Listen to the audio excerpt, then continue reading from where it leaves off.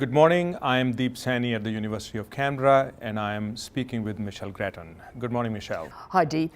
Michelle, the citizenship saga doesn't seem to want to go away. Now, we know to date about 6 MPs have been caught in this. There's a whole bunch of others about whom the questions are being asked.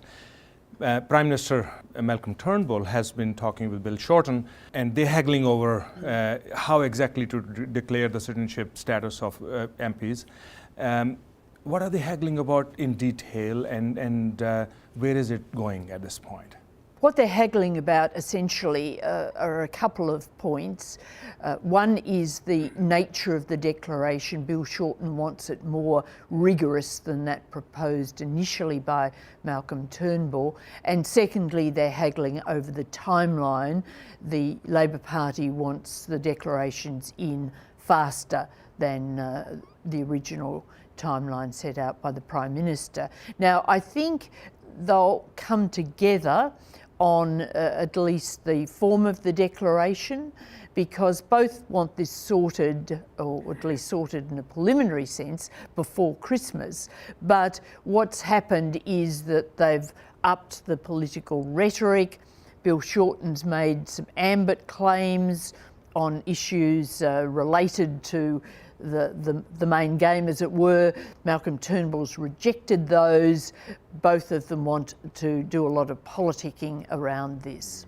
So you said that it's they both want it sorted out before Christmas.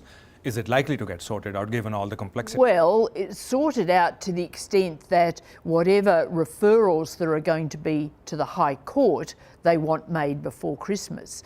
But of course, that doesn't sort it in the longer term, because the court would then have to decide whether those people were ineligible, and then if they were lower house people, there would be by-elections. Now, if the people just resigned without a referral to the court and they were House of Representative members, then you would have a by-election without the court being involved. But in cases where there's a dispute or uncertainty about their eligibility, then the process is very long. Now, if there are by-elections, and we expect there will be, then those will go into February, March, whatever. So it's a very long process, and when we talk about sorting before Christmas, we're only talking about this stage one. Now, speaking about by-elections, there is the issue of the backbencher, Liberal backbencher John Alexander. Now, if he is deemed to be a dual citizen and he has to step aside and there is a by-election,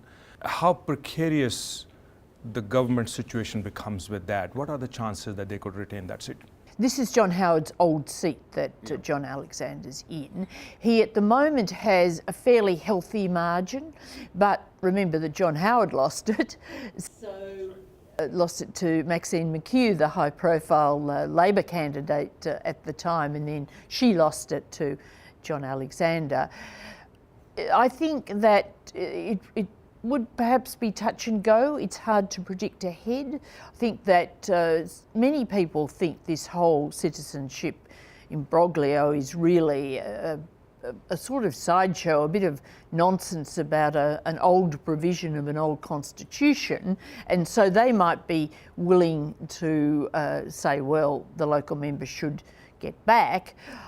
On the other hand, it's an opportunity to give the government a kick over a range of issues, and so there'd be a protest vote. It would be hard to read. It's not like the Barnaby-Joyce by-election going on at the moment, where I think we can be pretty confident of the result, even though it's a big field. Now, let's talk a bit about the Senate. Following the resignation of Stephen Perry, 4 Liberals have thrown their hat in the ring. But the surprise is that John Williams of the National Party would not contest. Why is it that the Nationals are not contesting this, and what are the implications for the presidency of Senate? Well, the Senate presidency, when the coalition is in government, has always gone to a Liberal, and that's the expectation.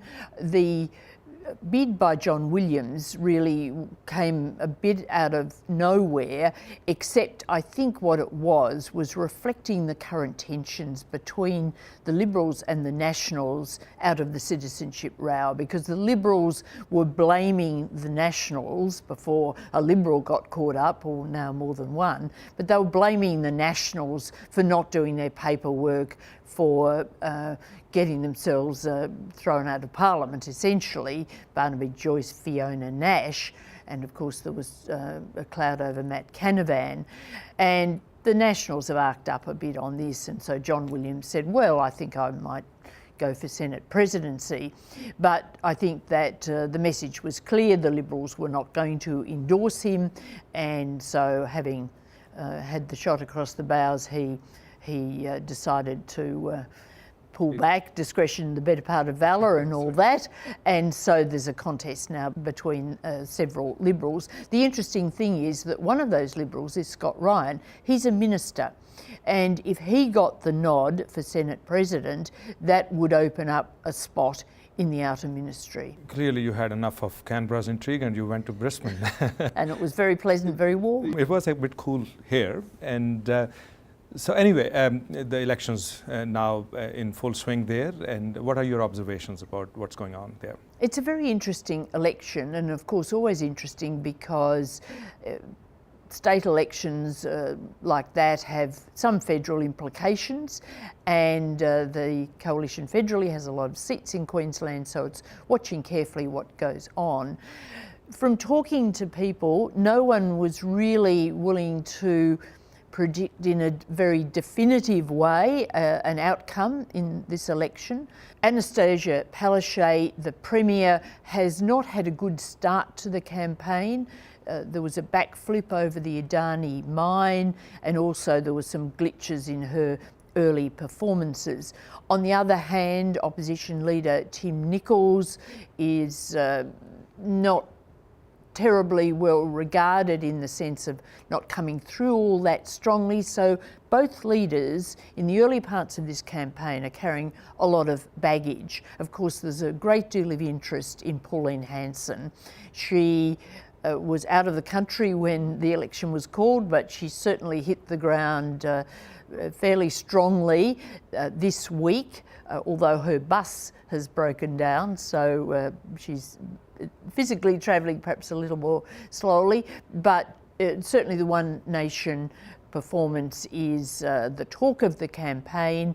Indeed, many people up there almost think Pauline Hanson is a candidate herself, although of course she's a federal senator. So there's a lot of interest in how One Nation performs and whether it's possible that they end up holding the balance of power in the new parliament.